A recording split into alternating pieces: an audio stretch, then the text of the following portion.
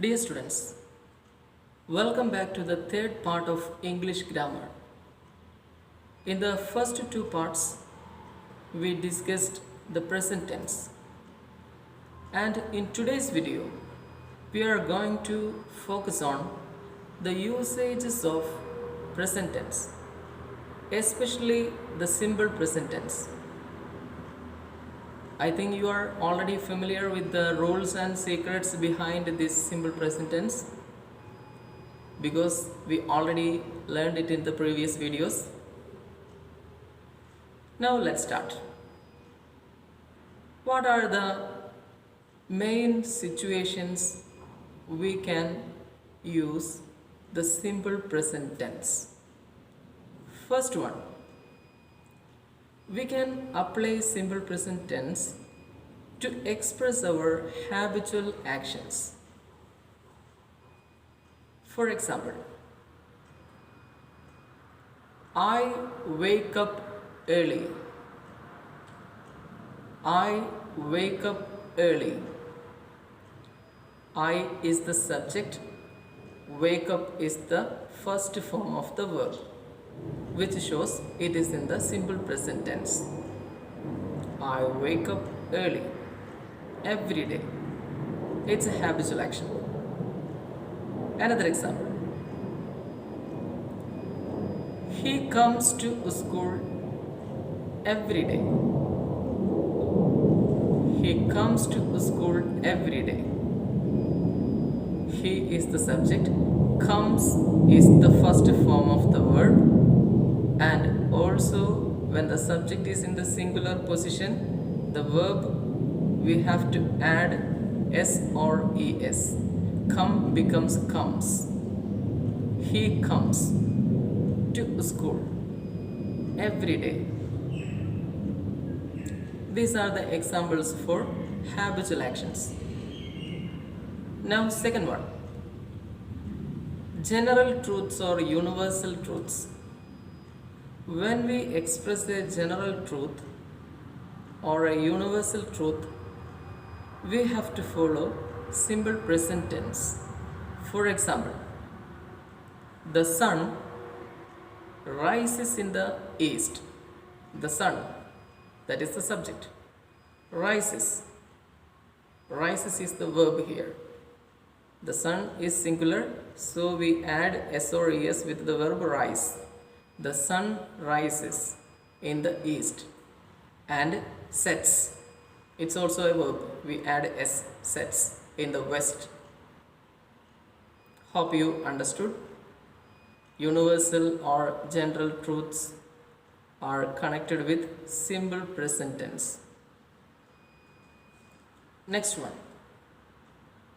Fixed programs or arranged programs. If the program is going to happen in the future, but the date is or the time is fixed, in that condition we can use simple present tense to express the future. For example, the program starts at 4 o'clock. The program starts at 4 o'clock. The program starts at 4 o'clock. The program is the subject. Starts is the verb here. Another example. Prime Minister, the Prime Minister of India, visits Kerala on 1st May 2020. The Prime Minister of India visits Kerala. Visit plus s, visits, that is the verb. Prime Minister is the subject. The Prime Minister visits Kerala on 1st May 2020. It is also a fixed program. Are you clear? And the fourth one, when we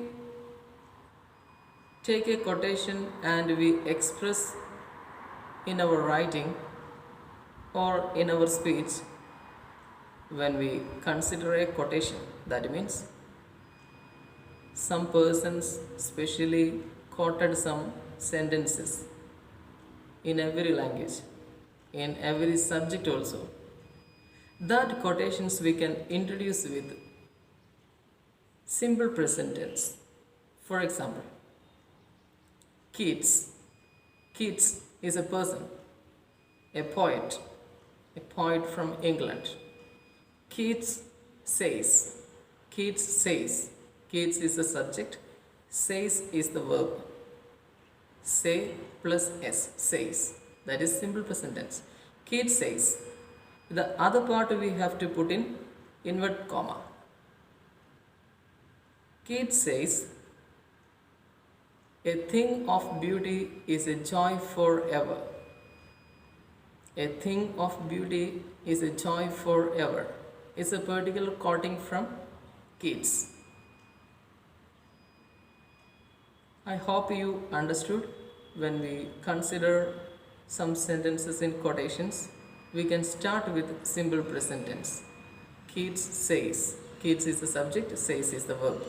Okay, it shows that is in the present tense, simple present tense. Next one.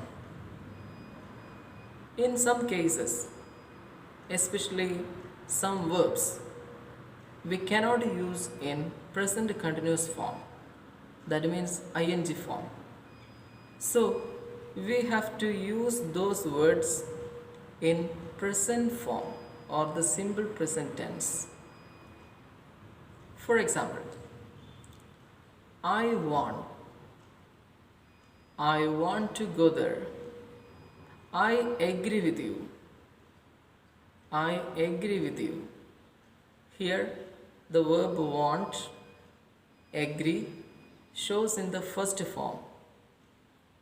We can't use it as I am wanting, I am agreeing. These expressions are wrong. Such types of verbs we have to express in simple present form. Okay, I want, I is the subject, want is the verb. Okay, he agrees, he is the subject, agrees is the verb. In such situations, simple present is considered. Next expression. When we produce exclamatory sentences, we have to follow in most cases in the simple present form. For example, here comes my bus. Here comes my bus. These exclamatory sentences specially begins with here or there. Here or there. And these are not subjects. In this type of sentences, the subject is used at the end of the sentence.